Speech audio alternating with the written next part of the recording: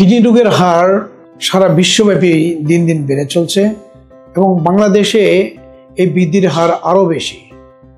বাংলাদেশে 3,80,00,000-এর মতো লোক বিভিন্ন ধরনের কিডনি রোগে আক্রান্ত এবং এই কিডনি রোগ হয়ে যদি কিডনি বিকল হয়ে যায় তাহলে এই বিকলের ব্যয় এত বেশি যে এদেশের শতকরা 10 ভাগ লোকও তার সংকলন করতে পারে না।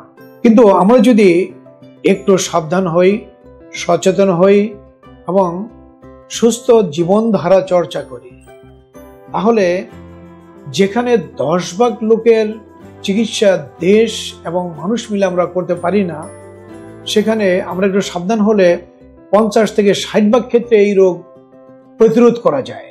কাজেই এদেশের সব মানুষকে কিভাবে আমরা সচেতন করতে পারি, সাবধান করতে পারি এবং সবার কিডনির স্বাস্থ্য রক্ষা করতে পারি এবং যাদের কিডনি বিকল হয়ে চিকিৎসা করতে যে দেউলিয়া হয়ে যাচ্ছে তাদেরকে সরকার, পলিসি মেকার কিভাবে সাহায্য করতে পারে এবং আমরা কিভাবে এগিয়ে আসতে পারি তাদের সাহায্যে, এ নিয়ে একটা রাউন্ড টেবিল বা গোল টেবিল বৈঠক হবে 11ই মার্চ। এটা বিশ্ব কিডনি দিবস উপলক্ষে আমরা প্রতি বছরই এই আয়োজন করে থাকি। এবারও এই 11ই মার্চ 10:30 থেকে এই গোল টেবিল বৈঠক হবে জাতীয় প্রেস ক্লাবে।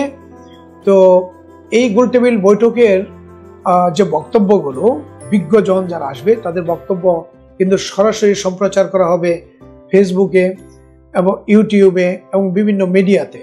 কাজেই আপনাদের সবাইকে অনুরোধ করব আগে থেকেই দিনটি আপনারা মার্ক করে রাখেন। 11ই মার্চ 10:30 এই সময় যাতে আপনারা সরাসরি বক্তব্যগুলো শুনতে পারেন। আপনারা কিডনি রোগ সম্পর্কে সচেতন থাকুন, সুস্থ জীবনধারা সম্পর্কে সচেতন হন এবং সুস্থ থাকুন।